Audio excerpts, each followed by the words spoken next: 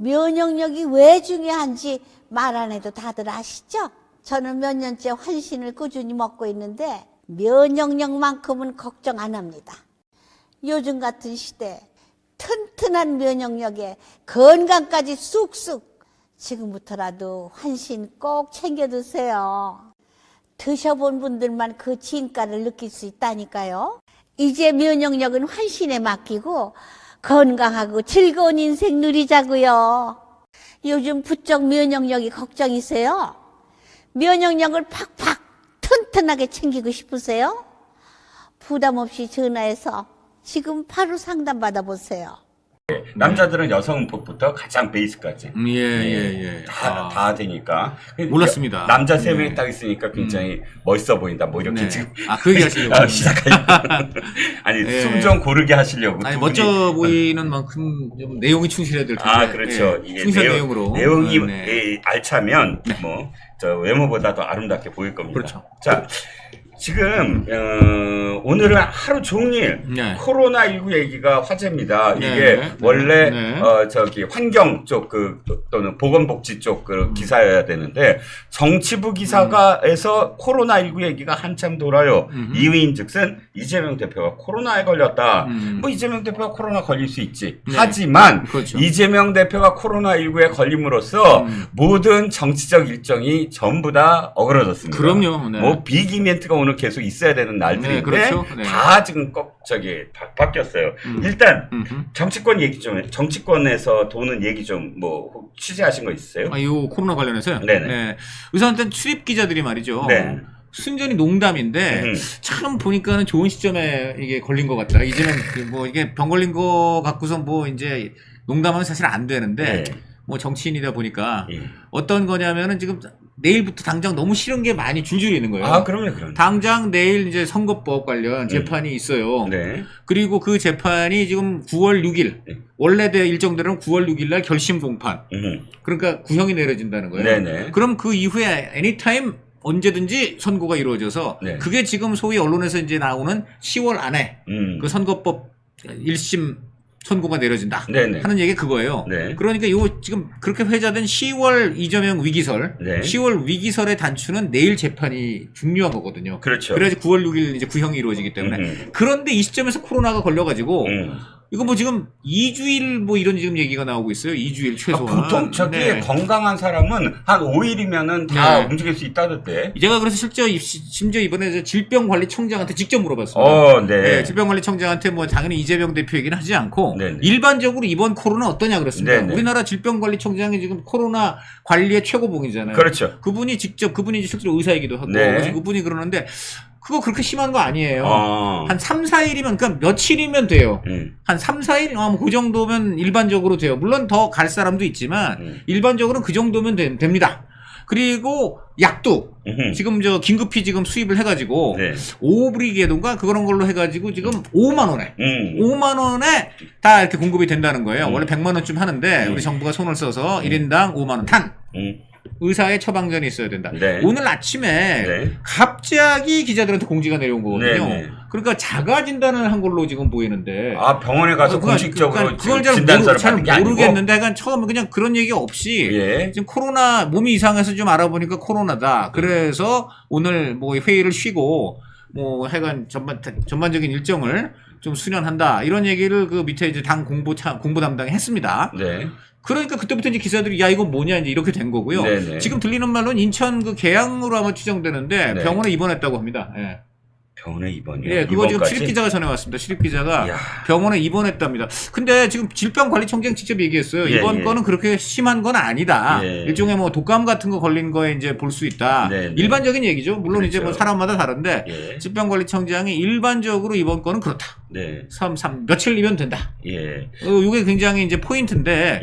그래서 지금 출입기자들도 그 부분이 지금 굉장히 이제 좀 관심이 있으니까 당에 물어보는데, 일단은 뭐 그렇게 많이 걸리지는 않을 거다. 다만, 그 이제 본회의 28일인가요? 그때까지 이제만 뭐, 그때까지 좀 어렵지 않겠냐 뭐 이런 얘기를 좀 한다고 합니다. 자, 그러면 불출석 사유서를 재판부에 지금 제출했나요? 이미 제출했다고 한 것 같아요. 그럼 정변. 이럴 경우 질병이잖아요. 그러면 공식 불출석 사유서를 제출하고 공식적으로 진단서 같은 거 첨부 안 하나요? 첨부해야죠. 당연히 첨부해야죠. 네, 당연히 첨부. 꾀병을 할 수도 있는 거잖아요. 그런데 이런 일이 있었어요. 어떤 일이요? 코로나 한창일 때. 네네. 예컨대 이제 제가 재판을 딱 해야 되는데. 네. 그런데 갑자기 상대방 변호사한테 그렇지. 전화가 왔어요. 그러면서 좀 제가 봤을 때 의심스러운 기침을 하는 거예요. 예컨대 지금 막 이런 일부러 식으로 마이크에 수화기 대고 그러면서 아 변호사님 저 코로나예요. 재판 연기합시다. 이러는 거예요. 그러면 어쩔 수 없지 뭐. 그러니까 아닌 것 같은데 알면서도 아 뭐 코로나 그때는 또 코로나가 굉장히 심각한 건 줄 알았으니까. 네. 그러니까 그때는 이제 재판 준비 안 한 변호사들의 핑계거리가 담당 재판부에다가 아 제가 코로나 걸렸습니다. 그러면은 그냥 웬만하면이 아니고 100% 다 재판 연기해 줬어요. 근데 그 영향대로 요번에도 그렇게 될 수밖에 없지 않는가. 저는 그런 생각 듭니다. 네. 아니 물론 아까 강논설위원님 말씀하셨지만 사람의 아픈 거를 갖고 거기에 대해서 무슨 왈가왈부하는 거 저는 지양해야 한다고 봅니다. 그런데도 불구하고 참 석연치 않아요. 뭘 하더라도 똑부러지게 해야지. 왜냐하면 이재명 대표가 지금까지 걸어온 길이 정말 공식적으로 거짓말쟁이라고 재판부에서도 인정한 거 아니에요? 그렇지만 무죄다. 소극적 거짓말. 그것도 한 번에 있고 인정을 그다음에 또 하나. 뭐. 사실 뭐 너무너무 이재명 편들어 줬다고 욕을 바가지로 들어먹은 유창원 판사 뭐라 그랬습니까? 위증교사 혐의는 소명된 걸로 보인다고 했잖아요. 네네. 위증교사란 게 뭡니까? 결국 거짓말 법정을 상대로 가짜 증언, 거짓말 증언하라고 시킨 거. 이거는 거짓말 증언한 것보다 거짓말 증언을 교사한 게 더 죄 질이 나쁜 걸로 일반적으로 보거든요. 거짓말보다도 더한 거짓말 교사를 지금 한 것으로 판사가 그 이재명 편을 그렇게 들어줬다는 판사도 그렇게 얘기를 했단 말이죠. 그렇죠. 그러니까 이렇게 천하에 정말 첫 손에 꼽히는 거짓말로 일관했던 정치인이니까 오늘 그 자가진단이 아니라 최소한 자가진단을 했더라도 사진이라도 하나 찍어서 보여줬어야 되는 거 아닌가. 제가 정확히 자가진단인지 병원 진단인지는 알 수 없습니다. 그러나 어쨌든 그냥 그냥 저 당에서 코로나로 나왔다 뭐 이렇게만 얘기했기 때문에 두 가지 가능성이 병원 진단이면 병원 진단서가 당연히 그러니까 보여주면 만약에 되는 거고. 병원에서 했다면은 몸이 이상해서 병원에 갔더니 병원에서 진단이 나왔다. 아마 이렇게 이제 말이 나와야 되는데 그렇죠, 그냥 당연히. 그렇게는 안 나왔어요. 그런데 모르죠. 뭐 아직 100% 정말 자가진단인지 혹여 병원을 갔는데 병원에서 안 나왔, 병원 얘기를 안 했는지는 알 수 없습니다만은 하여간 그렇습니다. 참 희한한 건 이번에 서울대병원을 안 갔다는 거.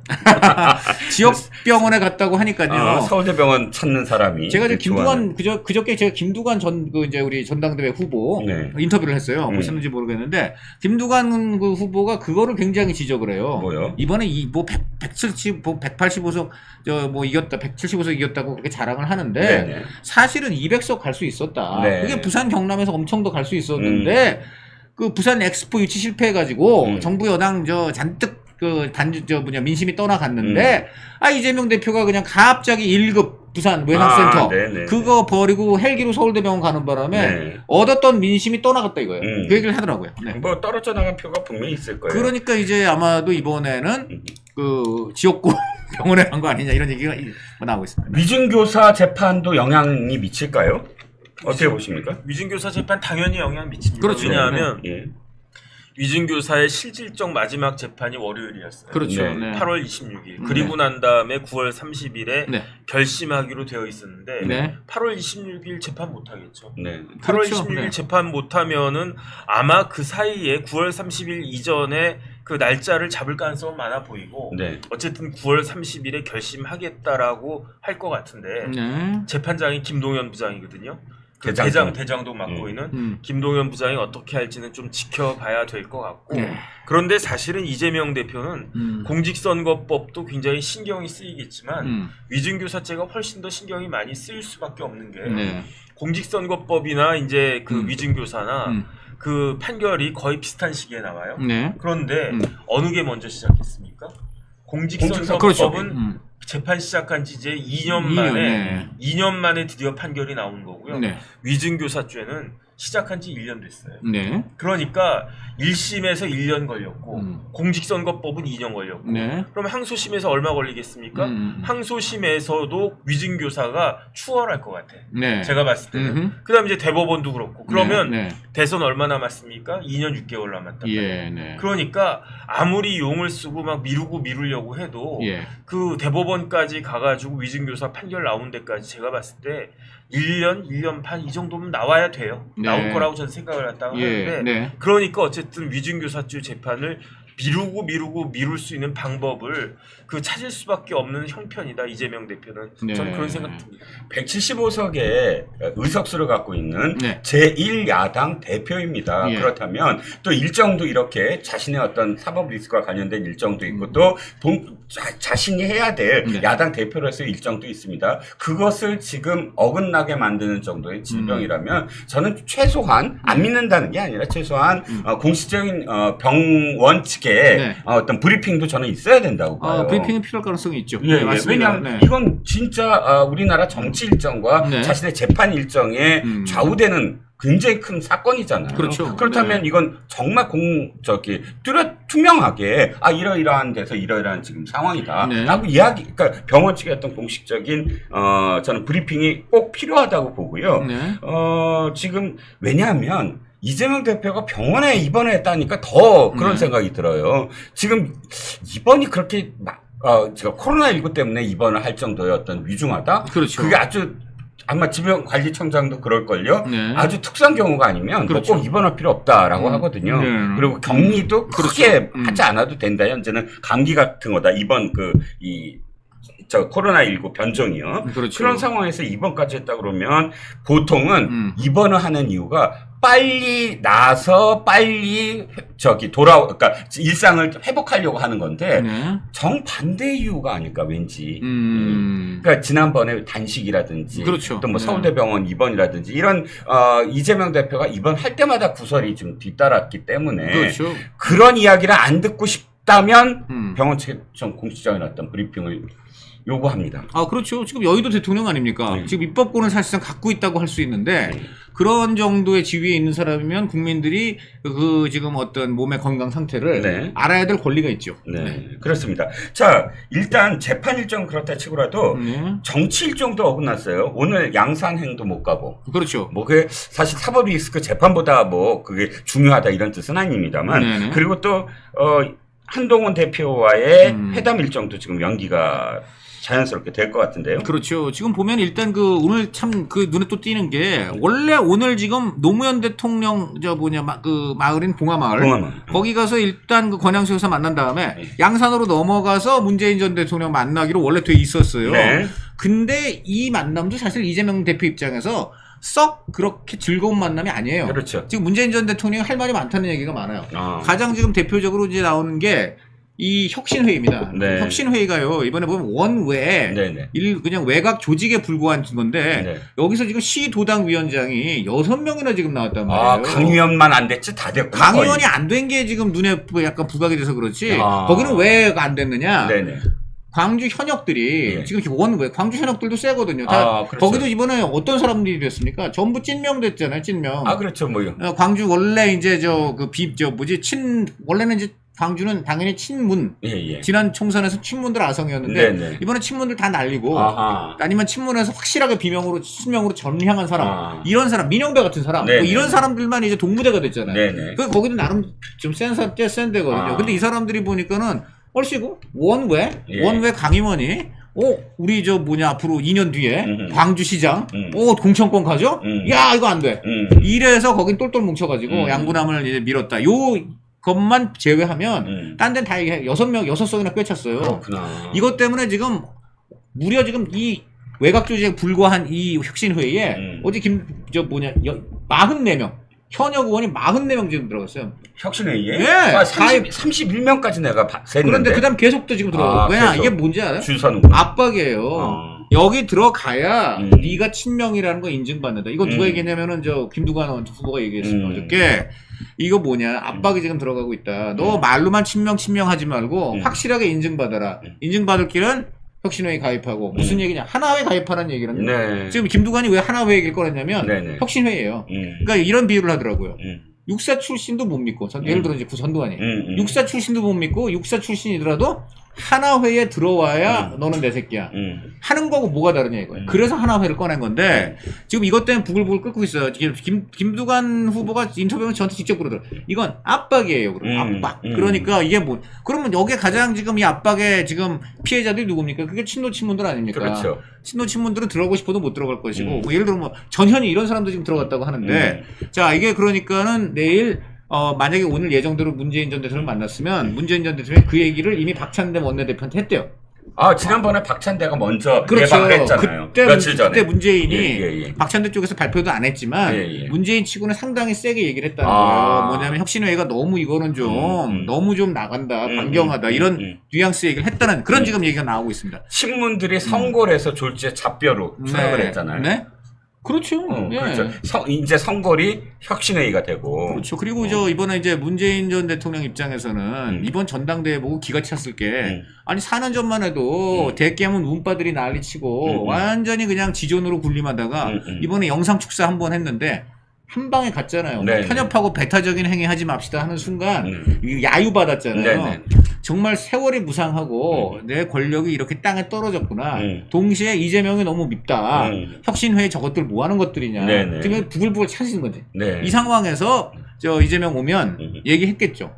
이재명 입장에서 듣기 싫죠. 그렇죠. 가기 싫었죠. 근데 어떻게 이렇게 이 시점에서 딱 코로나가 걸려주는지 참 코로나가 어떻게 보면은 어떤 사람에게는 참 뭐 반가운 병도 되는 거 아닌가 뭐 이런 얘기까지 물론 다시 말씀드립니다만 이재명 대표 병 걸린 건 안타깝고 쾌유를 기원합니다. 그런데 정치적 상황만 본다면은 어쨌든 문재인 전 대통령 안 만나는 상황과 이유는 코로나가 제공했다. 이건 사실이에요. 한동훈 대표와의 회담도 저는 그렇게 여겨지는 게 뭐냐면 사실 한동훈 대표가 공개를 하자고 했을 때 외통수에 걸렸거든요. 공개하는 게 원래 이재명스럽지. 그렇죠. 다이다이로 딱 해서 말이야 나 말 잘하고 또 카메라만 비춰지면 내가 되게 정말 시원시원하게 하잖아. 라는 이미지를 갖고 있는 사람이 회피를 해? 그렇죠. 도망을 가? 이건 안 되고. 그렇죠. 또 받아들이자니 이거는 이게 저쪽이 주도하는 거예요. 내가 끼어 들어가는 거잖아요. 그런 게 참 애매한 상황인데 받아들이기로는 했다면서요. 공개 토론을. 대신 무슨 조건을 내세운다? 그래서 이제 지금 정해진 건 없다.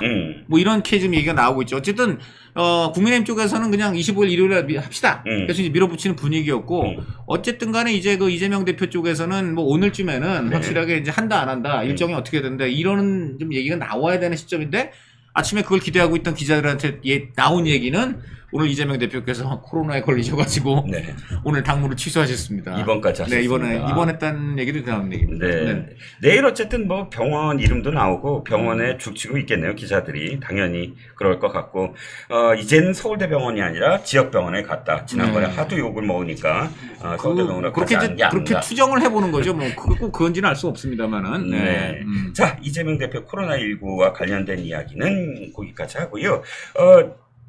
정병께 제가 몇 가지만 여쭤볼 게 있어요. 보니까 오늘은 서초동 얘기가 굉장히 많아요. 서초동에서 이야기들이. 첫 번째가 저기부터 여쭤볼게요. 그 변협이 권순일 대법관한테 제명 의견으로 징계 개시를 하겠다. 징계위원회를 열어서 제명을 할 거냐 말 거냐에 대한 어떤 회의를 하겠다라는 건데 이게 최고 수위 맞습니까? 최고 수위는 아니에요. 최고 수위는 아니고 변호사법을 보면 90조에 저 같은 변호사들 이제 나쁜 짓 하면 징계하는데 징계의 종류가 나와 있어요. 제일 센 게 뭐냐면 영구 제명. 영구가 있구나. 영구가 있어요. 영구 없다가 아니라 영구 있네. 그다음에 영구가 없는 그냥 제명이 두 번째. 그다음 세 번째가 제명이 또 있어요? 그냥 제명이 있고 그 제명이 아니라 어입니다. 그다음에 세 번째가 이재명이 또 오르네. 정직이 있는데 정직은 3년. 3년 이하.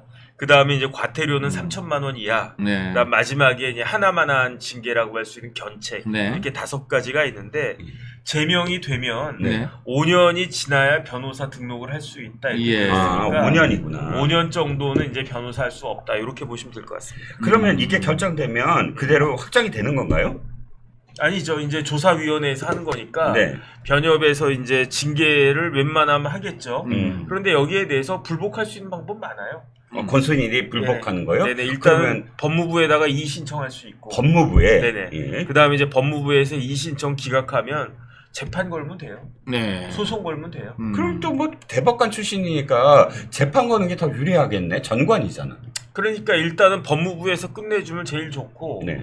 법무부에서 안 끝내주면은 이제 소송을 제기하면서 네. 그러면서 이제 집행정지한다든지 아니면 가처분을 집행정지가 맞겠네. 근데 집행정지해서 그 제명에 관련된 그 효력을 일시 정지시키고 그런 다음에 이제 본안 소송 쭉 하는데 1심도 하고 2심도 하고 대법원까지 가겠죠. 이럴 때 또 판사들이 어떻게 하느냐에 따라 가지고 뭐 법원에 대한 신뢰가 어떻게 될 것인가 그런 생각은 드는데 네, 그 내용이 좀 약간 그런 게 변협의 결정은 사실 변호사들이 양심을 네네. 변호사로서의 양심과 상식을 어겼다 뭐 이런 거 아니겠습니까? 네네. 그 변호사 내부적으로 어떤 그 신사 협정 같은 뭐 이런 거라고 보이는데 이것을 결국은 또 사법부가 판사 출신의 그런 읍소를 들어가지고 네네. 일단 또 판단을 다시 한번 내려준다는 거잖아요. 아니 대한민국에서 모든 분쟁은 최종적으로 종국적으로 뭐 법원에 가겠지만 해결하는 데는 법원일 수밖에 없는 거고 그 다음에 사실 개인적으로 보면요 그 권순일 전 대법관에 대해서 그 사유 가지고 제명까지 하는 것은 과해 보인다라고 하는 게 솔직한 제 심정이에요. 아, 그렇습니까? 왜냐하면 뭐 고문으로 했는데 거기서 이제 뭐 변호사 업무 비슷한 거를 변호사 이제 그거 하지 않고 물론 이제 변호사법 위반이긴 한데 그런데 그 조금 과한 거 아닌가 그런 생각이 드는데 그럼에도 불구하고 변호사들이 변협에서 이 징계를 이렇게 해야 되겠다라고 마음먹은 거는 결국 보이지 않는 게 있다는 이야기죠. 어떤 건가요? 그게 뭐냐면 재판 거래. 저도 그걸 봅니다. 왜냐하면 재판 거래가 이게 심증은 충분한데 물증이 부족한 거 아닌가? 그러니까 검찰에서 과연 재판 거래 관련해 가지고 기소할 수 있을까? 그런데 변호사들은 저도 변호사지만 변호사의 양심에 비추어 봤을 때 권순일 같은 사람은 제명되는 게 맞다. 그런 생각들에 대한 공감대가 있으니까 일단 제명을 할 것이다라고 보여지고요. 근데 여기에 대해서 권순일 대법관이 아니 나 그냥 빠득빠득 이제 법대로 하자. 맞는지 틀리는지 법원까지 가보자. 그러면 또 이제 하세월 걸리면서 또 국민들이 굉장히 이제 또 열받는 상황이 벌어질 거고 그냥 겸허하게 아이 그래 내가 한 짓이 있으니까 그냥 이런 처분을 받아들이자 그러면은 뭐 그냥 또 뭐 5년 뒤에 나 변호사 할 수 있을까 뭐 그런 생각이 듭니다. 그리고 결국은 지금 저 우리 정 변호사님은 말씀의 묘미가 반전인 것 같아요. 그러니까 지금 드러난 혐의 갖고는 이 벌을 주는 건 조금 지나친데요. 그러나 사실 드러나지 않은 그럼에도 불구하고 많은 변호사들이 지금 굉장히 의심을 하고 있는 딴 혐의. 요 혐의 때문에 드러나는 혐의만 갖고 일단 저렇게 한 건데 드러나지 않은 혐의를 본다면 저 정도 형벌은 충분히 맞는다. 뭐 이런 얘기 아닌가요? 저는 언제나 반전 반핵입니다. 정말 반핵. 그렇죠. 반전 반핵. 저기 NL이셨어요? 아니. 지금요 그 NL이 정말 재미있는 게요.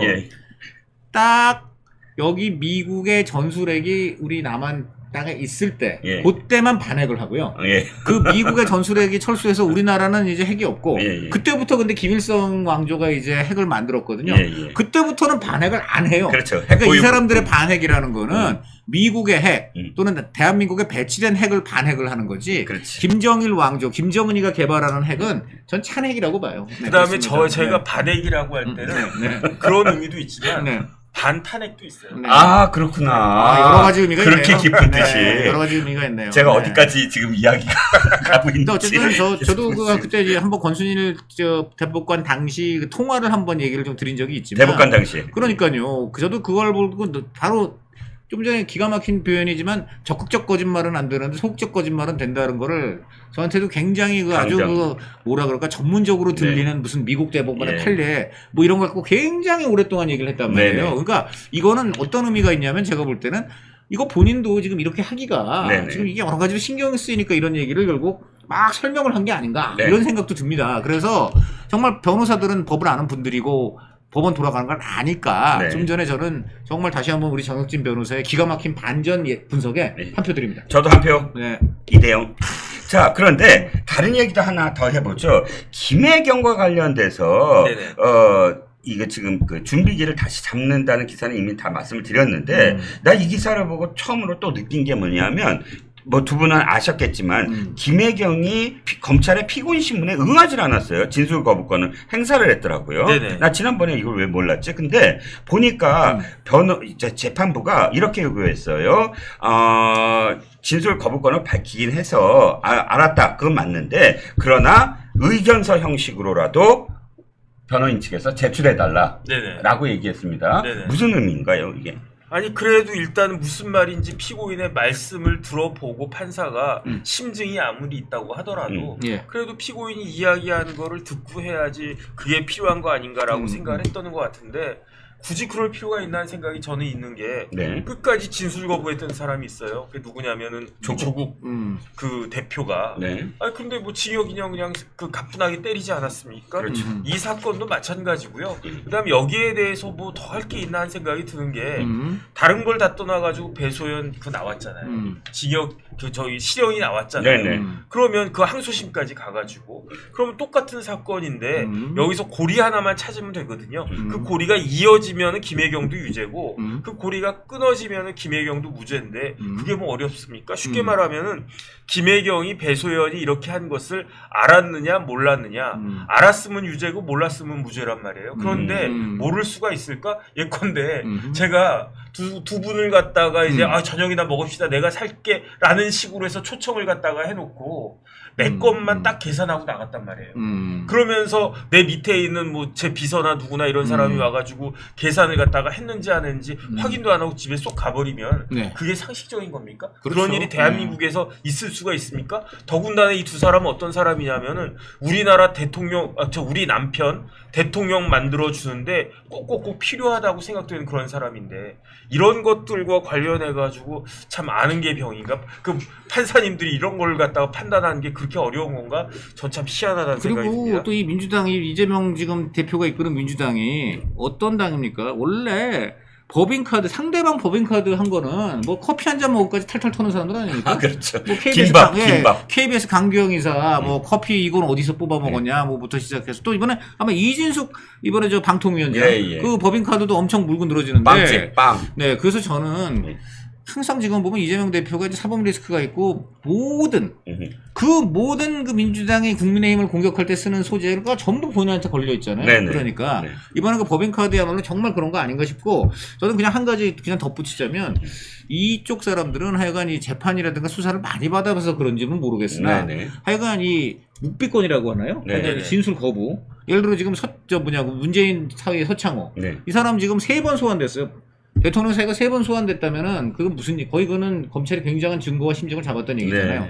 그리고 이제 사실상 피의자로 전환되기 직전 상황까지 간 건데 이 3번 소환됐는데 전부 묵비권을 했다는 거예요. 완전한 묵비권. 입에 지퍼를 달았다는 겁니다. 그리고 관련돼서 소환된 모든 사람들이 다 그렇다고 하는데 뭐 미리 작전을 짰을지는 모르겠으나 정말 그 더불어 묵비 대단하다고 봅니다. 더불어 친목당? 어떻게 해야 되나 이거 정말 더불어 진술 거부. 근데 나름 이해는 돼요. 할 말이 있어야지. 그렇죠. 이분이 있지만 할 말이 근데 없는데. 그런 경우가 불리하게 작용하는 거 아닙니까? 당연히 불리하죠. 왜냐하면 저기 임종석 실장도 그 거의 뭐 진술 거부권으로 일관했다라고 하는데. 그러니까 지금 거긴 똑같아요. 지금 타이스타는 전부 무조건 입다물자야. 이건 뭘 의미하느냐? 이거는 그 저기 원래 그 법원에서 재판할 때 가만히 있으면 인정한다는 뜻이에요. 가만히 있으면 인정한다. 검찰로서는 레코드를 차곡차곡 쌓아놓고 가는군요. 명언이 있잖아요. 정익진 변호사의 명언이 있어요. 뭡니까? 억울한 사람은 할 말이 많다. 그렇죠. 맞습니다. 억울하지 않다는 얘기야. 할 말이 없다는 거. 그래서 제가 과묵한 편입니다. 그렇군요.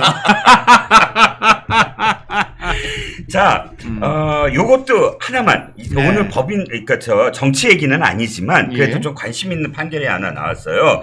지금 최태원 씨와 관련된 뭐 노소연 씨와 최태원 씨의 그 이혼 소송과 관련해서는 이혼 소송은 이미 뭐 항소심까지 갔습니다만 동거인과 관련돼서 노소연 씨가 지금 위자료 청구를 했잖아요. 그게 가정법원에서 20억 원으로 지금 판결이 나왔습니다. 그런데 이걸 두고 지금 설왕설래예요. 일각에서는 보통 이게 2천만 원 정도 요즘 다 2천만 원 정도 판결을 내리는데 20억은 너무 많지 않느냐부터 노소영이 지금까지 당한 걸 생각하면 20억 원도 적다. 이 두 의견이 교차되고 있습니다. 네네. 정변 생각은 어떠세요? 저는 많지는 않은 것 같아요. 왜냐하면 최태원 회장의 재산이 4조예요. 네. 그런데 4조가 얼마나 큰 돈이냐면 40억 가진 사람의 재산의 1000배예요. 그러니까 쉽게 말하면 저한테는 1000만 원이 그 최태원 회장한테는 10,000원밖에 안 되는 거예요. 그러니까 20억이라고 해도 한 20만 원 정도 되는 거예요. 네. 저 20만 원 정도 충분히 낼 수 있거든요. 개인적으로 저는 그런 생각이 들기 때문에 그 다음에 여태까지 그런데 이제 현실적으로 보면 저도 이혼 소송 같은 거 몇 번 해봤지만은 일단은 이렇게 이제 유책 배우자나 상간자에 대해서 인정되는 게 3천에서 한 5천 정도 돼요. 아, 네. 그런데 이제 20억은 그 기준에 따르면 굉장히 네. 큰 금액이긴 한데 네. 그런데 재산을 갖다가 비교를 해봐야지. 재산이 4억 가진 사람에 대해서는 4조면 10,000배고요. 네. 10,000배라고요. 김만배가 아니고 그냥 10,000배예요. 네. 그 다음에 40억 가진 사람도 40억도 작은 돈 아니지 않습니까? 그렇죠. 40억 기준으로 해서 1,000배예요. 1,000배. 그러니까 지금 20억이라고 하는 게 10,000분의 1로 나누면은 20만 원이고 네. 그 다음에 1000분의 1로 나누면 200만 원이란 말이에요. 그렇죠. 그러니까 뭐 40억 가진 사람이 바람 폈는데 거기에 대해서 위자료로 그 돈 내놔라. 그게 이제 200만 원이다. 네. 그럼 뭐 200만 원이면 뭐 장난한 이런 생각을 갖다가 할 수도 있지 않습니까? 네네. 비율적으로 보면 그렇게 볼 수도 있다. 저는 그런 제가 지금 이 굉장히 좋은 말씀해 주셨는데 살을 붙이자면 네네. 4조 원이 얼마나 큰 돈인지를 실감나게 하려면요. 예수님이요. 예수님 태어나셔갖고 네. 지금까지 살아계시다고 가정하고 네. 매일 400만 원씩 써도 지금 남아있는 애 있어요. 2024년. 네, 2000년 동안. 대강 2000년 동안 매일 400만 원. 자, 1조만 쳐봅시다. 1조만 쳐도요. 1000년에 얼마를 쓰냐면요. 3,650억 원만 쓰면 돼요. 1000년에. 1년에 100만 원씩 하루에 쓰면요. 3억 6,500만 원이죠. 그러니까 그 1000년이면 3,600억이에요. 그러니까 2000년이면 7,200억쯤 되고요. 그러니까 지금도 계속 쓸 수 있어요. 100만 원을 매일 쓸 수 있어. 근데 4조니까 하루에 400만 원 지금도 계속 예수님이 지금 2000년 넘게 매일 쓸 수 있습니다. 그 조금 더 실감나게 제가 말씀을 드리면 실감 이미 났는데 더 실감나게 실감나죠. 이거 진짜 실감나지 않아요? 더 실감나게 해주세요. 4조가 얼마나 큰 돈이냐면 하루에 4억씩 써도 원금이 안 까져. 야, 하루에 4억을 써도 돼요. 네. 그래도 4조는 계속 남아. 네. 이자율을 한 4%만 잡아요. 그렇죠. 네. 왜냐하면 그 1,000억 있다고 쳐봐요. 그렇죠. 1,000억이 있으면 이자가 4%면 얼마입니까? 그 1년에 40억, 40억. 1년에 40억이에요. 네. 1년에 1,000만 원씩. 40억, 네. 하루에 1,000만 원이거든. 네. 1조 있으면 하루에 1억씩 써도 돼요. 그렇죠. 4억이 4조니까 하루에 4억씩 써도 돼. 그렇죠. 아니 이게 워낙에 지금 너무나 큰 돈이라 이게 배가 아프거나 혹은 충격이 없어. 이렇게 얘기해도. 그래서 지금 좀 전에 저희들이 말씀드린 게 사실 말씀드리면 안 되는 거예요. 좀 너무 실감 나잖아요. 어머 그런 돈이었어 하는 게 좀 죄송합니다. 네. 부럽지도 않아. 부럽지도 않아 그냥 상상이 안 가니까 무감각이야. 자 오늘이 바로 사실 후쿠시마와 관련돼서 방류한 지 1년이 되는 그렇죠. 그런 날입니다. 그래서 각 언론들마다 후쿠시마 1년 과연 우리는 어땠는가 1년 동안 어땠는가를 돌아보는 기사가 많이 나왔어요. 근데 가장 큰 게 어쨌든 아무 일상도 없다라는 그렇죠. 겁니다. 그렇죠. 노량진 수산시장에 가면 일본산이라고 버젓이 다 써져 있는데도 그렇죠. 참돔 같은 것들을 일본산이 맛있어라고 오히려 지금 더 늘었어요. 지금 오히려 더 늘었고 그리고 가장 설명이 쉬운 거는 민주당 사람들은 그때 어떻게 했습니까? 그저 방류 반대 시위하고 횟집 가서 2차 했잖아요. 횟집 가서. 그렇죠. 보니까 누구죠? 저 조국도 그렇게 죽창 들고 난리를 치다가 독도를 뭐 우리가 빼앗기면 안 된다 그러고 독도에 갔다가 사진 SNS에 올렸는데 독도 새우 맛있다. 뭐 이렇게 올렸습니다. 그렇죠. 새우도 위험한 거 아닌가요? 그렇죠. 독도 새우도 그 방류에 해당되는 거 아닌지. 결국은 이거잖아요. 지금 사실 돈이잖아요. 아까 우리가 4조 얘기를 했는데 4조에 실감난다 어쩐다 하지만 실질적으로 우리가 사회적 갈등 비용이라고 보통 표현하잖아요. 그렇죠. 갈등을 이런 어떤 구조적으로 갈등이 일어났을 때 우리가 거기에 기회비용 같은 거 그렇죠. 이런 갈등으로 낭비되는 이 시간을 사실은 좀 더 생산적인 그런 토론을 하거나 해서 결론을 내렸을 때 얻을 수 있는 그런 이익과 계산했을 때 와 우리가 이만큼을 낭비했다라는 그런 액수도 나오고요. 전체적으로 봤을 때 조선일보가 1조 5천억이라고 지금 표현이 됐을 거예요 아마. 그게 지난 1년 동안 우리 해역 165곳 네. 그리고 공해 18곳에서 네네. 49,633건의 검사를 했어요. 네네. 그리고 수산물도 37,781회를 검사했습니다. 이렇게 검사를 하니까 네. 그런 돈이 들어가는 거죠. 예. 그런데 그 결과를 보니까요. 예. 방사능 검사는 안전 기준을 벗어난 사례가 전무했다고 합니다. 무려 5만 건을 했는데 방사능 안전 기준을 벗어난 게 하나도 없어요. 그다음 수산물 검사에서도요. 99.8%가 방사능이 아예 측정이 안 됐고 네. 0.2% 남았잖아요. 네. 그 경우에는 기준치의 50분의 1, 2%에도 안 됐다는 거예요. 네. 거기다가 삼중수소 농도 이제 요게 베크렐이라 그래갖고 아마 여러분들 기억나실 텐데 그때 예, 삼중수소 농도 커진다 뭐 이랬는데요. 네. 이것도 세계보건기구가 얘기를 정한 기준치의 2.6%에 불과한 거예요. 그러니까 이건 그대로 자연 상태 그대로입니다. 그런데 이거를 이제 민주당이 뭐라고 했습니까? 방사능 번복된 생선 드시겠습니까? 세슘 우럭 드시겠습니까? 뭐 그런 피켓 들고 시위하다가 또 본인들은 횟집 갔으니까 뭐 잘 모르긴 하는데 진정성이 얼마나 있는지 모르겠으나 네. 이제 일단 얼마나 그게 겁이 납니까? 그래서 작년에 천일염 가격이 급등을 했어요. 저 천일염도 이제 그 바다에서 만들어지는 거니까 네네네. 저거 언제 오염될지 모른다. 맞아요, 미리 맞아요. 사두다 해갖고 소금 사재기 네. 지금 뭐 쌍팔년도 아니고 이제 그런 일을 했는가 하면 저는 정말 참을 수 없는 게 네. 오염수 방류 저지 간담회를 네. 그 이재명 대표하고 민주당이 국회에서 열었는데 네. 거기 초등학생 2학년 애를 데리고 나왔어요. 왜요? 활동가.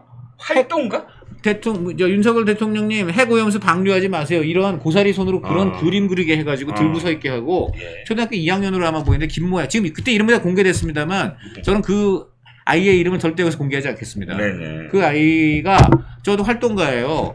제가 제일 싫은 게 대통령이 이렇게 방류를 그 나쁜 오염수를 방류한 게 저는 제일 싫은 거예요. 이런 얘기를 초등학교 2학년생이 딱 이재명 대표 옆에 앉아갖고 간담회에서 그거를 의견이라고 얘기를 하는 거예요. 네. 그런데 그 옆에 이재명 대표가 아주 그 흐뭇하다는 표정으로 지켜보고 있는데 그 사진 보고 무섭다. 저 무슨 북한 공산 왕조가 우리는 원수님 덕분에 아무 부럼 없이 잘 살고 있어요 하고 네. 애들이 그냥 마구잡이로 외치게 하는 거하고 네. 뭐가 다르냐라는 그런 댓글이 올랐습니다. 초등학교 2학년생이 정말 그 오염수의 문제를 정확히 이해를 하고 그런 얘기를 하는 걸까요? 저는 그 선이 있다고 봅니다. 네. 환경운동 활동가들 불러서 얼마든지 할 수 있어요. 아무리 그래도 그렇지 아무것도 모르고 그냥 시키는 대로 하게 돼 있는 애들을 전 핵테러가 아니고 핵테러 그랬거든요. 그때 네네. 이재명 대표하고 민주당이 네네. 일본의 오염수 방류를 네. 저는 그 뇌를 테러했다고 봅니다. 네. 동심 테러예요. 동심 테러. 네. 그렇습니다. 일단 이것이 이런 어떤 괴담으로 나라의 이 손실을 갔을 때 이 손실이 어떻게 되느냐에 대한 어떤 문제를 보면 전부 다 국민들의 혈세로 메워졌다라는 것. 무슨 말씀을 드리기 중요하면 천성산 왜 도롱뇽 해서 우리가 KTX를 납기가 더 연기가 됐잖아요. 그 공사 터널 그 공사 자체가 그럼으로써 떠안아야 될 그런 그 액수가 100억 원이 넘어요. 그때 그렇죠. 당시에. 예를 들자면 사드도 마찬가지고 광우병도 마찬가지고 또 제주 해군 기지 해군 기지를 그때 한참 막아갖고 생겨난 그 공사비에 대한 낭비라든지 이런 것들이 사실 나왔을 때 우리가 그 손해배상이 제대로 돼야 된다고 저는 생각을 하거든요. 그렇죠. 근데 돌아보니까 이런 사건이 있었어요. 박근혜 정부가 해군기지 건설 반대 시위 참가자 116명에 대해서 구상금 34억 5천만 원을 청구했대요. 근데 문재인 정부 들어서 그걸 법원 조정을 수용하는 형식. 정변, 법원 조정을 수용한다는 게 무슨 말이에요? 그냥 법원에서 조정을 갖다가 했을 때 거기에 반대 안 한다는 이야기예요. 정부가 지금 저기를 했으니 구상권을 청구했으니까. 왜냐하면 조정이라고 하는 거는 당사자가 누구라도 이의 제기하면 조정은 성립이 안 되는 거거든요. 그런데 그걸 갖다가 그냥 억셉트하겠다, 수용하겠다 그런 뜻인 거죠.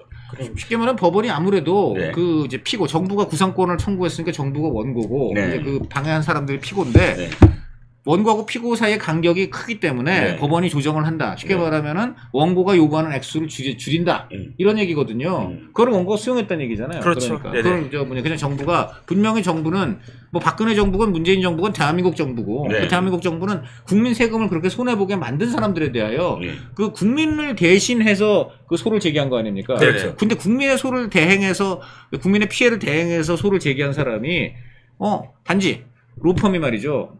A 변호사에서 B 변호사로 바뀌었다 그래갖고 동일한 소송을 갑자기 자기가 수임한 원고의 손해배상 부분을 확 줄이는 거에 대해서 동의를 할 수가 있습니까? 저도 이제 국방부에서 근무를 갖다 해봤잖아요. 네. 국방부 이제 특히 이제 미군 기지 사업단 딱 있고 그랬으니까 그때 뭐 이런저런 일들 많았단 말이에요. 정부 공무원들은 그렇게 하는 걸 굉장히 꺼려해요. 정권 바뀌었다고. 아니 뭐 정권을 떠나가지고 일단은 법원에서 판결을 내려주면 그렇지. 아니 그거에 따라 가지고 뭐 어쩔 수 없다 이러면 모르는데 마치 본인이 재량권을 행사해서 일정한 정도 깎아주는 그런 모습을 보여주는 거를 굉장히 싫어하는 거거든요. 그렇죠. 그러니까 그거는 보이지 않는 어떤 압박이 있지 않고서야 아니면 보장이 있지 않고서야 괜찮아 이렇게 해도 나중에 뭐 책임 안 물을 거야. 공무원들 제일 싫어하는 게 책임지는 거잖아요. 그렇죠. 그러니까 이제 그런 것들이 있었을 거다라는 그런 느낌이 쉽게 말하면 같은 정부기 때문에 공무원들은 일관된 액수를 요구하게 돼 있는데 갑자기 그 확 줄어드는 조정을 그 공무원들이 받아들였다는 거는 그 공무원들 위에 그 권력이 오더를 내리지 않고선 불가능한 거라고 기자로서도 생각이 듭니다. 네네. 네. 그렇죠. 그런데 이게 액수 구상권만이 아니에요. 원래는 다 저기였거든요. 형을 그러니까 그 불법 시위나 뭐 점거 이런 거에서 다 지금 실형을 받았는데 문재인 정권 때 전부 다 사면시켜 줬더라고요. 보니까 2019년도에 7대 사회적 갈등 사건 관련자라고 이야기하면서 107명을 사면해 줬고 이 중에 62명이 다 광우병 사드 배치 또 제주 해군기지와 관련돼서 형을 받았던 사람들을 전부 사면시켜 줬더라. 그러니까 죄를 제대로 묻고 그 다음에 손해를 제대로 책임지게 만든다면 사실은 이런 괴담들을 갖고 선전선동하는 것이 일단 꺼려질 텐데 이렇게 아무런 어떤 제재도 없고 형도 이렇게 사면시켜주고 하다 보니까 괴담은 영원히 계속된다. 바로 또 이런 짓을 하기 때문에 지금도 수많은 범죄로 지금 재판받고 있는 지금 민주당 관련자들 이화영이를 비롯해서 또 그다음에 지금 이상직이를 비롯해서 지금 실형을 받고 깜빵에 들어가는 이상직도 지금 검찰의 이런 추가 기소나 그 타이스타에 협조를 안 하고 있는데 가장 큰 이유가 뭔지 아십니까? 바로 이거야. 진짜 조만간 정권 바뀐다. 정권 바뀌면 바로 나 사면된다. 그러니까 그냥 조금만 더 버티자. 이게 바로 이런 거 해주니까 지금 이런 못된 아주 그냥 망상들에 빠져가지고 다 버티고 있는 거예요. 재판 어떻게든 지연하고 버티다 보면 분명히 정권 바뀌고 바뀌는 순간 아까 말한 그런 사람들처럼 나도 사면되고 복권된다. 지금 다 그 생각만 하고 있는 겁니다. 그런데요. 지금 우리가 이렇게 얘기를 계속 하고 있음에도 불구하고 민주당은 오늘 토론회를 열었어요. 민주당과 조국혁신당, 진보당, 야3당이 의원회관에서 후쿠시마 핵오염수 해양투기 인력 과연 안전한가라는 토론회를 열었습니다. 이렇게 되려면 이 안에 포함되어야 될 사람이 진짜 전문가들 아니겠어요? 그래 좋아. 토론하자. 그러면 난 공론회장을 펼친다는 건 언제든지 동의해요. 그러면 진짜 핵 관련된 그런 전문가들이나 혹은 뭐 해양 과학이라든지 뭐 이런 것들 공부한 사람 이래야 되는데 누가 주최한지 아세요? 누굽니까? 박석운 공동대표. 저 사람 그 사람 대단한 사람인데. 박석운 아시죠? 광우병 시위 때 나왔던 사드 배치 때 나왔던 또 뭐 천선산 때 나왔던 모든 괴담의 그 시위에 가장 앞장섰던 사람인데 이 사람이 지금 또 이거 만들었네. 일본 방사성 오염수 해양 투기 저지 국민행동.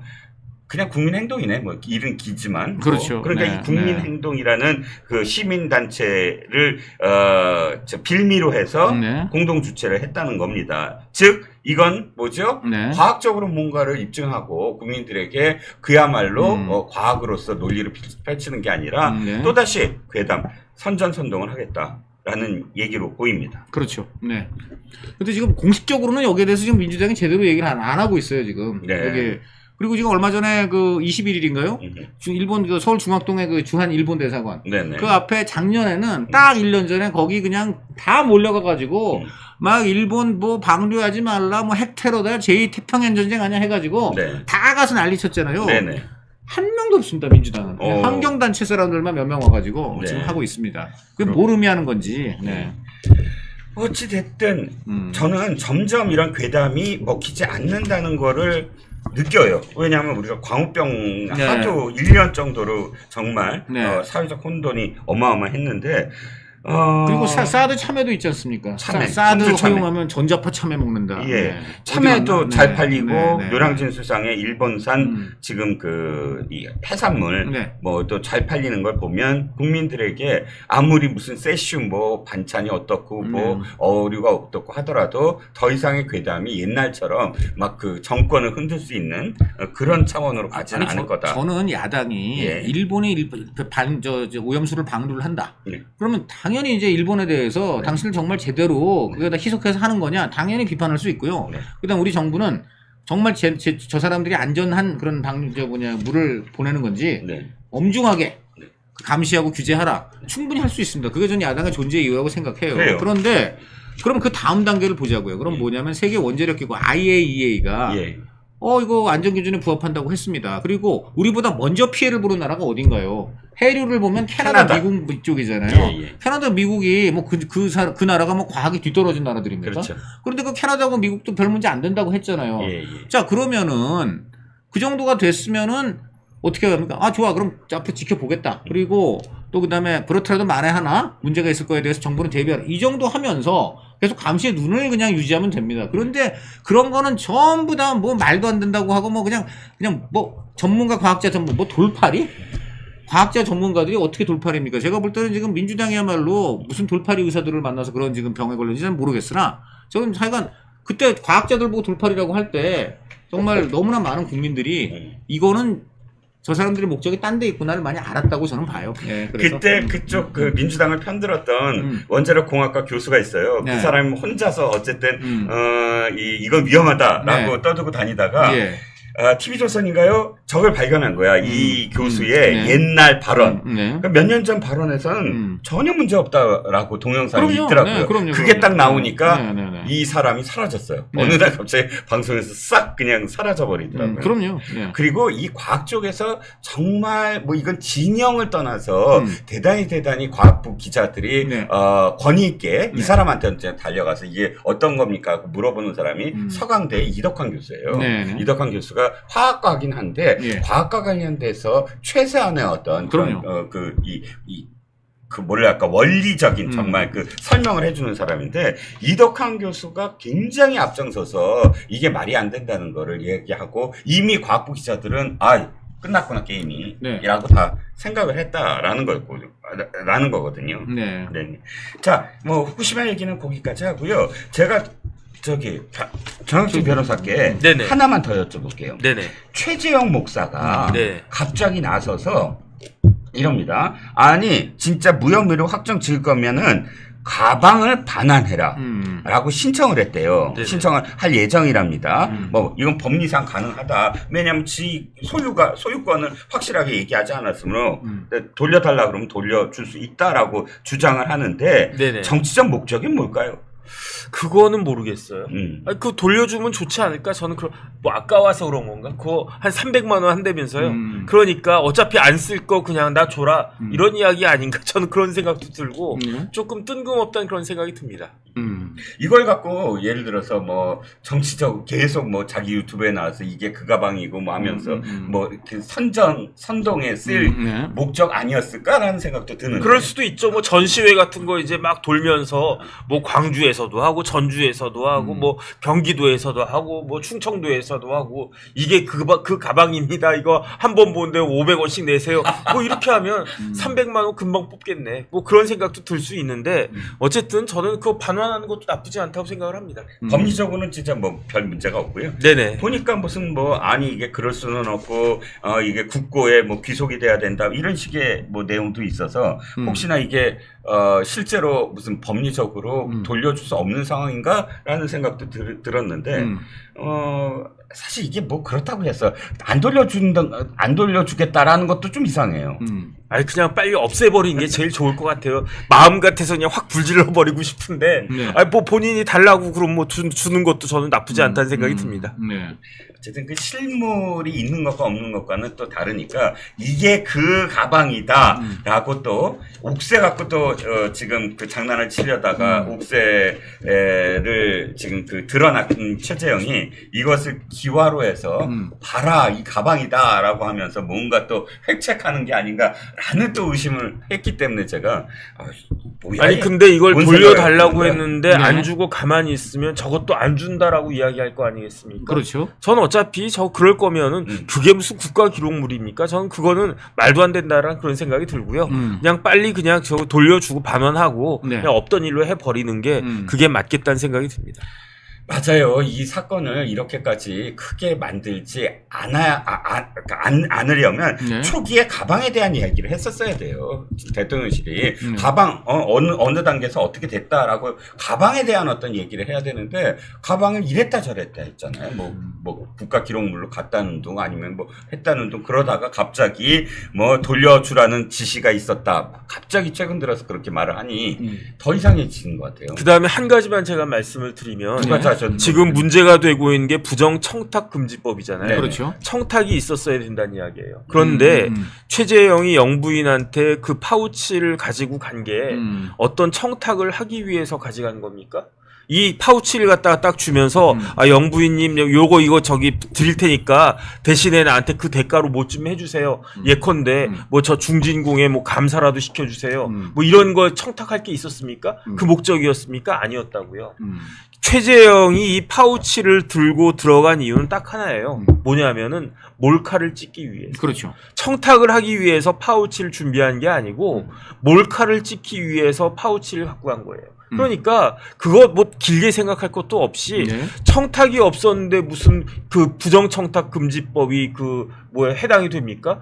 청탁이 없고 바라는 게 없고 바라는 건 오직 몰카만 찍는 거였는데 그런데 거기에 무슨 뇌물죄가 성립할 것이며 무슨 알선수재가 성립을 할 수 있습니까? 그것만 봐도 오히려 검찰이 이 사건을 너무 한 8개월 9개월 이렇게 들고 있었으니까 그러니까 오히려 더 사람들이 이거 뭐인 거 아니야? 이런 식으로 생각을 갖다가 했던 거지 너무너무 심플하고 간단하고 아무것도 아닌 사건 가지고 온 나라가 너무 혼란스러웠다. 빨리 이거 저기 종결하고 끝내야 된다. 저는 그런 생각이 들고요. 그다음에 그런 물건 필요 없으니까 빨리 하루라도 빨리 반환을 갖다가 해라. 오히려 최재형이 받지 않을까 봐 그게 문제였을 텐데 본인이 돌려달라고 그러면 내일이라도 빨리 돌려주시기 바랍니다. 한 가지 걱정이라기보다 한 가지 의문이 말이죠. 네네. 최재형이 그걸 받아가지고 이거 뭔가 여사가 썼다. 뭐 좀 진짜 용산 입장은 그냥 받아갖고 그냥 저기 놔뒀다는 거잖아요. 네네. 창고에 창고에 놔뒀다는 거잖아요. 근데 예를 들어 최재형이 말이죠. 그걸 자기가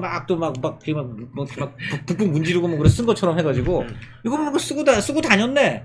또 뭐 이러지 않을까? 뭔가 하여간 사실과 다른 어떤 얘기를 하기 위하여 지금 그 백을 나한테 돌려달라. 백 갖고 다시 한번 또 장난 쳐보자. 가능하지 않을까 싶었습니까? 네. 그래도 어쩔 수 없어요. 네. 뭐 그래도 어쨌든 받았던 건 사실이니까. 그렇죠. 어쨌든 그런 다음에 이제 돌려줘야죠. 뭐 그거를. 그거 가지고 뭐 계속 쓰실 일이 있습니까? 영부인한테 그 파우치가 필요합니까? 아니 한편으로는 저는 이런 생각도 드는데 지금 말한 대로 그게 어떤 범죄를 위해서 쓰인 어떤 그 도구잖아요.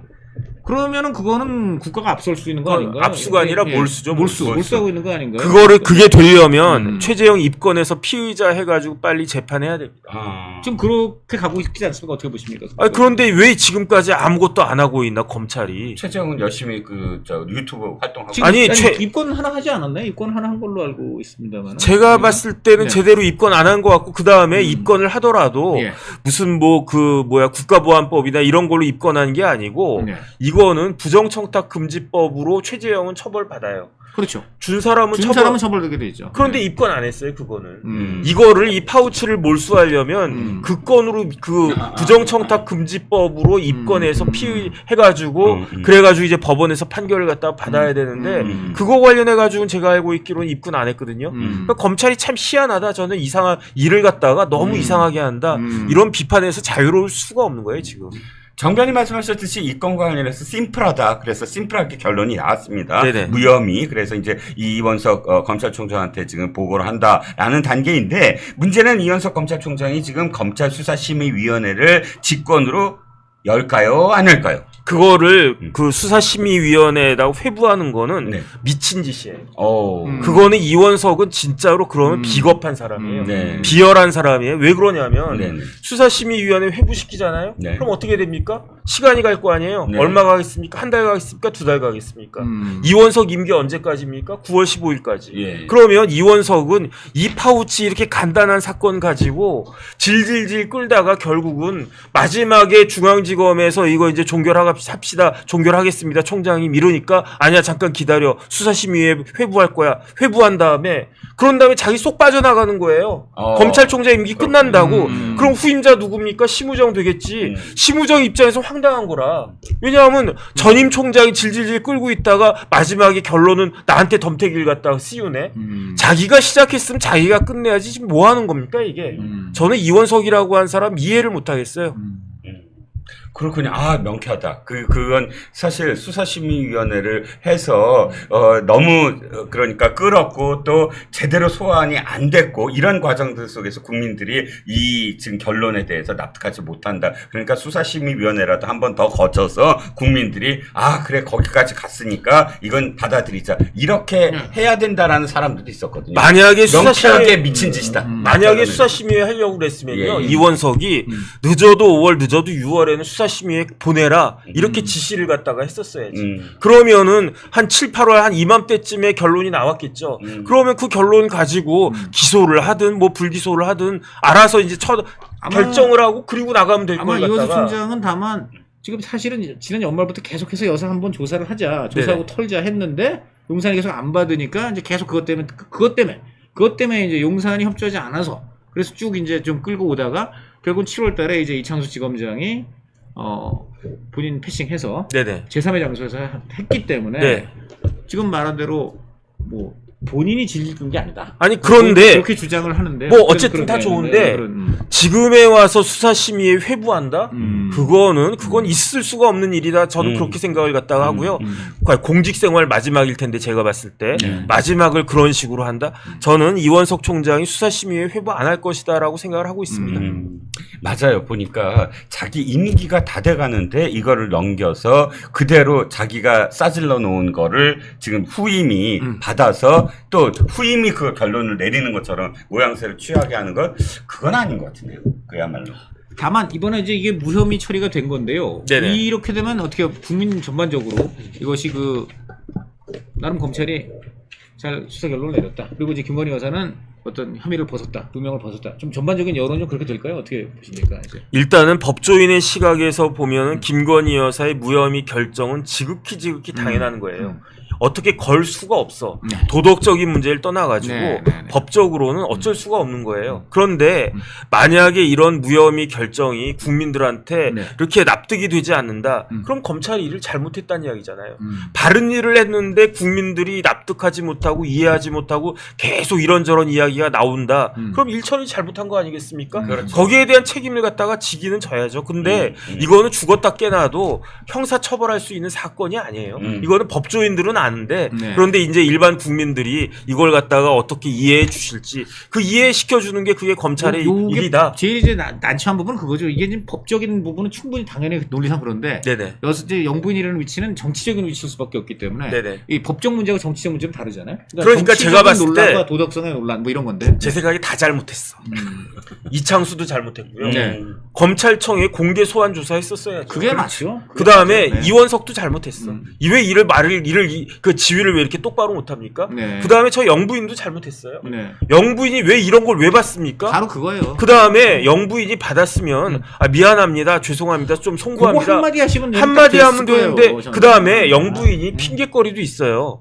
그 언제 받았냐면 2022년 9월 13일 2시에 받았어요. 오후 2시에. 어유 정확히 기억하시네. 2022년 9월 13일이 무슨 추석 다음 날이었어요. 그렇네요. 좀 있으면 추석 된단 말이에요. 그렇죠. 영부인 나오셔가지고 죄송. 죄송합니다. 정말 송구스럽습니다. 그런데 제가 변명 한마디만 딱 할 테니까 국민 여러분 잘 들어주세요. 죄송합니다. 그거 받은 날. 그러면서 아니 받은 날이 아니라 최근에라도 그러면서 제가 이걸 어떻게 받게 됐냐면요. 추석 다음 날이었는데 목사님이 찾아왔어요. 우리 아버지 잘 아시는 분이래요. 그러면서 와가지고 뭐 주섬 주면 뭐 이걸 갖다가 파우치 하나 딱 꺼내면서 저한테 주시면서 아 영부인님 저 추석날 명절인데 제가 빈손으로 오기에 손이 부끄러워서 이거 하나 가지고 왔는데 이거는 그냥 걷어두세요라고 저한테 앵겼기 때문에 이거를 목사님이 주셨는데 이걸 갖다가 그 자리에서 그냥 냉혹하게 아 이거 그냥 돌려 가져가세요 이렇게 말씀드릴 수 없어서 제가 받았는데 그건 너무 이제 저 송구스럽습니다. 요 한마디만 했으면 우리나라 국민들 중에 이 부분을 이해하지 못할 사람이 있습니까? 그런데 네. 이런 부분들이 없으니까 그러니까, 지금 국민들이 부글부글하는 거 아닌가? 대통령께서는 유감을 표시긴 했지만은 네네. 국민들은 어쨌든 그 장본인, 네. 장본인한테 직접 그 얘기를 들으면 되거든요. 네. 정말 그런 부분이 너무 아쉽습니다. 아니 거기에다가 왜 변호사가 쓸데없이 나서가지고 자신이 대신 사과하는 것처럼 그런 모습을 갖다가 그럼요. 보여주니까 네. 이런저런 것들이 참 안타깝게 흘러가고 있었다. 그런 게 생각이 있다는 듭니다. 거에 정말 참 맞는 말씀. 그렇죠. 지금 저희가 유튜브를 통해서 말씀을 드리지만 그럼에도 불구하고 변호사가 유튜브를 통해서 대리 사과를 하는 모습은 네. 너무너무 잘못됐다. 네. 저는 거기에 그렇습니다. 만표를 던집니다. 자, 1시간 정도 이렇게 달려와 봤습니다. 목요일 밤. 오늘은 사실 많은 직장인들이 금요일보다 목요일 밤에 또 술도 많이 드시고 또 이제 주말이다 하고 이제 가슴을 이제 좀 좋게 하시는 그런 시간일이라고 봅니다. 그런데 너무 덥습니다. 너무 오랫동안 또 술 드시지 마시고 일찍 들어가셔서 주말을 또 이렇게 대비하는 아이들과 노는 시간 대비하는 건 어떨까 싶습니다. 자, 오늘 마지막으로 한 말씀만 드리면 네, 죄송해요. 예. 시청자 여러분들 코로나 조심하시기 바라겠습니다. 맞습니다. 정말입니다. 네. 예, 맞습니다. 코로나19가 참, 굉장히 성장하고 있다고 합니다. 그러니까, 이번 코로나, 또 잘 넘기시기를, 기원합니다. 자, 마지막으로 한 가지 더, 환신 골드 말씀을 안 드릴 수가 없네요. 전하는 말씀 준비되어 있나요? 면역력이 왜 중요한지 말 안 해도 다들 아시죠? 저는 몇 년째 환신을 꾸준히 먹고 있는데, 면역력만큼은 걱정 안 합니다. 요즘 같은 시대 튼튼한 면역력에 건강까지 쑥쑥 지금부터라도 환신 꼭 챙겨 드세요. 드셔본 분들만 그 진가를 느낄 수 있다니까요. 이제 면역력은 환신에 맡기고 건강하고 즐거운 인생 누리자고요. 요즘 부쩍 면역력이 걱정이세요? 면역력을 팍팍 튼튼하게 챙기고 싶으세요?